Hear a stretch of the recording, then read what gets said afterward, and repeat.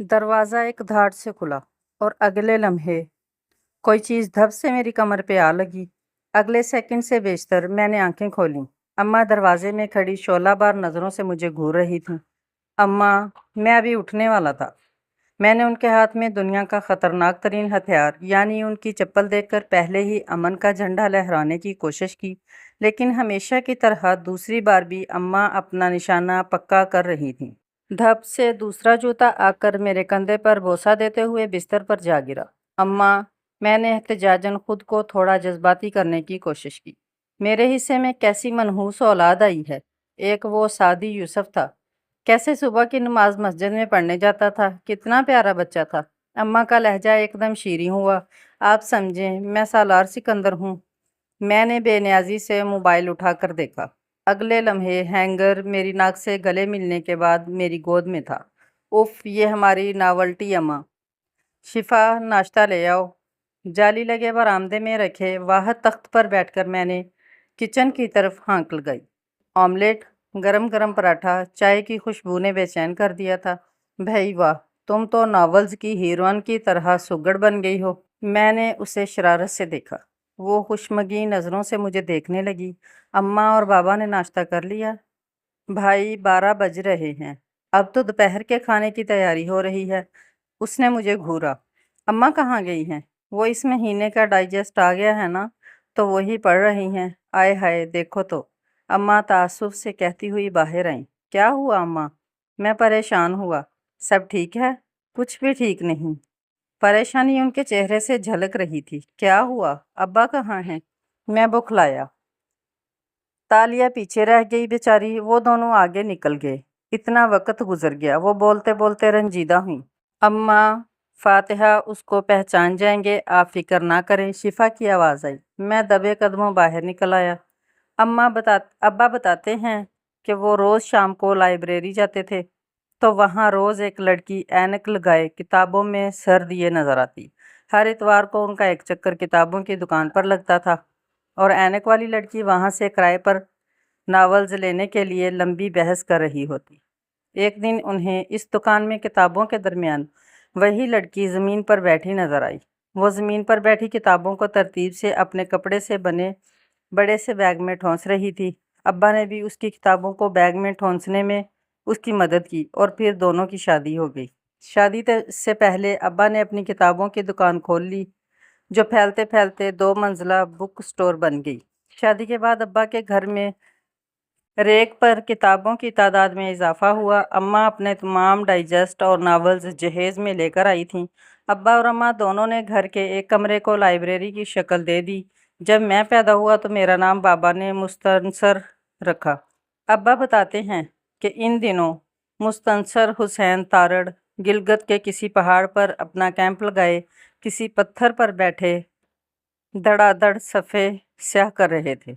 इतने अदबी नाम का मुझ पर कोई असर न हुआ। मैं बड़ा होकर किताब क्या लिखता, उल्टा मैं बचपन में मेरा स्कूल पर मजमून अपने दोस्त से 2 रुपयों का लालच देकर लिखवा लिया करता था। मेरे बाद जब मेरी बहन पैदा हुई तो अम्मा ने उसका नाम रज़िया भट्ट के नाम पर रज़िया रखा। लेकिन अल्लाह जन्नत अता करे मेरी दादी को, जिन्होंने अम्मा के साथ एक लंबी जंग करने के बाद बच्ची का नाम शिफा रख दिया। यहाँ तक तो सब ठीक था, लेकिन जैसे जैसे मैं बड़ा होता गया, अपने घर में दी जाने वाली नावल्टी मिसालों और इनके किरदारों की तारीफ़ों पर जिच हो गया। अम्मा के बहुत बार मजबूर करने के बावजूद भी मैं कोई नावल तो नहीं पढ़ सका, लेकिन हर नावल की कहानी शिफा मुझे हरफ ब हरफ सुनाया करती थी। शिफा भी अम्मा की तरह डाइजेस्ट और नावल्स की दीवानी निकली, और इस पूरे ख़ानदान में वाहिद मुस्तनसर यानी मैं था जिसे उर्दू का अलफ भी छूकर नहीं गुजरा था। मुझे याद है, उस दिन मेरा दोस्त उबैद जब मेरे घर आया तो अम्मा ने उसे बातों बातों में बताया, मुस्तनसर तो किसी काम का नहीं, हाथ पाँव चलाना गुनाह समझता है। उसकी बहन कुछ बनाकर देगी तो खाएगा, वरना यूं ही भूखा रहेगा। जहान ने अपने मामू को पास्ता बनाकर खिलाया था। झटपट, इतना सुघड़ बच्चा है।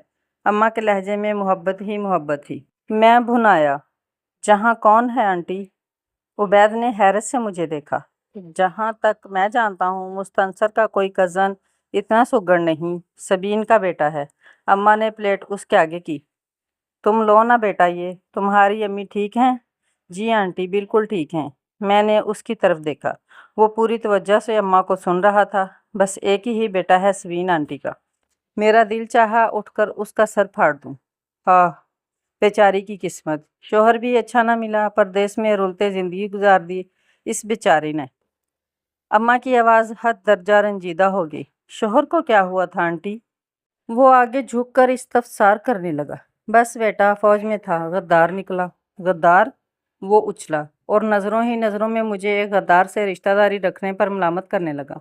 मेरा दिल चाह रहा था कि उसका नहीं तो कम से कम अपना ही सर दीवार पर दे मारूं।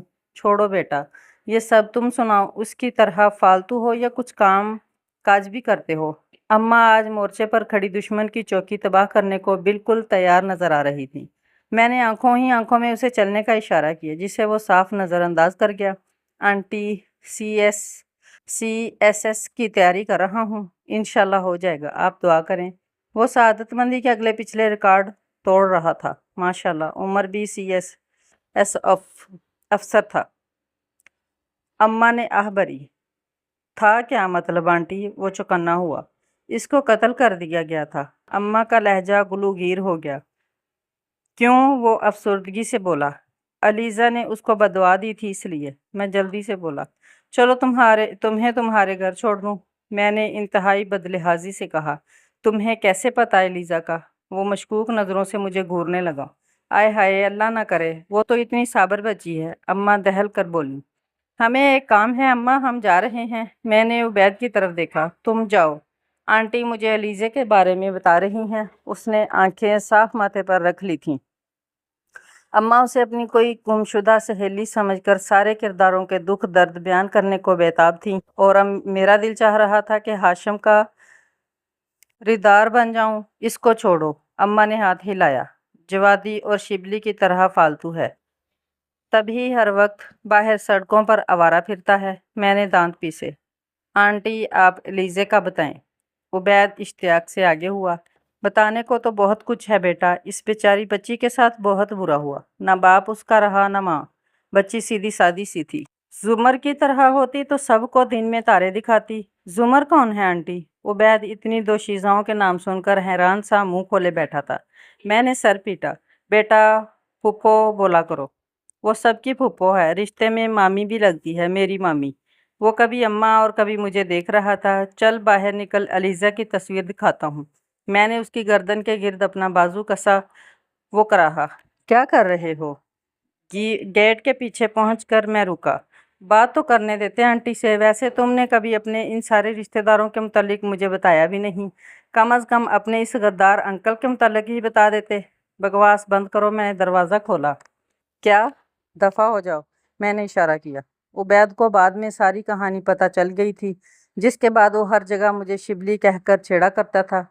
मैं जब घर से बाहर मुस्तनसर से शिबली मशहूर हो गया तो मेरे सब्र का पैमाना लबरेज हो गया। उस दिन मैं घर आकर बोला, अब या तो इस घर में ये डाइजेस्ट और नावल्स रहेंगे या मैं। मुस्तनसर दही लाने के लिए जो पैसे दिए थे वो मुझे वापस करके जाना। अम्मा ने डाइजेस्ट को चेहरे के सामने से हटाते हुए मुझे देखा और फिर डाइजेस्ट में गुम हो गई। मेरा दिल चाहा नावल्स की हीरोइन की तरह फूट फूट कर रोना शुरू कर दूं। अब्बा, मैं जा रहा हूँ घर छोड़कर। मैंने अब्बा को आखिरी उम्मीद समझते हुए उनका बाजू पकड़कर झंझोड़ा। कायनात में घर से बाहर भटकने वाले रुल जाते हैं। ये इंसान की फितरत में है कि पत्थरों से बनी चारदीवारी में उसके कल्ब को सुकून मिलता है। अब्बा संजीदा अदब पढ़ने वालों में से थे। इंतहाई फलसफियाना लहजे में बोले। किचन के दरवाजे के पास खड़ी शिफा के मुस्कुराते चेहरे ने जलती पर तेल का काम किया। मेरी शादी की तैयारी अरूज पर थी। मुझे अपनी शादी से ज़्यादा इस बात की खुशी थी कि फारस मामू की तरह अपना गेम मैंने बहुत अच्छे तरीके से सबसे छुपाया हुआ था। ये बात कन्फर्म थी कि शीमा, मेरे होने वाली बीवी को किताबों से कोई शगफ न था। मैट्रिक में 4 बार फेल होने के बाद उसने किताबों को ताक पे रख दिया था। जब मुझे ये सब पता चला तो मुझे कमीनी सी खुशी हुई। अब इस घर की रिवायत बदलेगी। जब मेरी बीवी आएगी, मैं पुरअज़म था। अम्मा और अब्बा को जब ये बात पता चली तो दोनों सिरे से ही इनकारी हो गए, लेकिन मैंने भूख हड़ताल करके खुद को कमरे में बंद किया।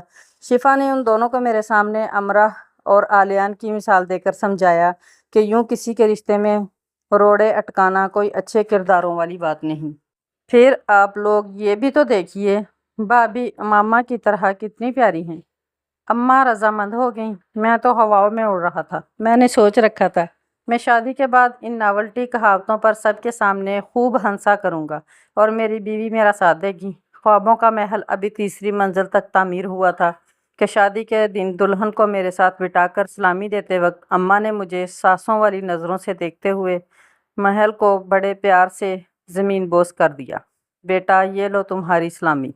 अम्मू ने एक भारी भरकम किताब शीमा की गोद में रख दी जिसके सरे वर्क पर मोहब्बत ख्वाब सफ़र लिखा हुआ था। हाय अल्लाह आंटी, दुल्हन एकदम खुशी से चीखी। Thank you so much. मोहब्बत ख्वाब सफ़र की आखिरी किस्त की वजह से मैं मैट्रिक के इम्तिहानों में इस बार भी रह गई थी। बेटा मैंने तो आपको पहले ही कहा था कि आपका पसंदीदा नावल आपको सलामी में दूंगी। अम्मा प्यार भरी नज़रों से मुझे देख रही थीं और मैं समझ गया था कि मुझे नौशेरवां बनाया गया है।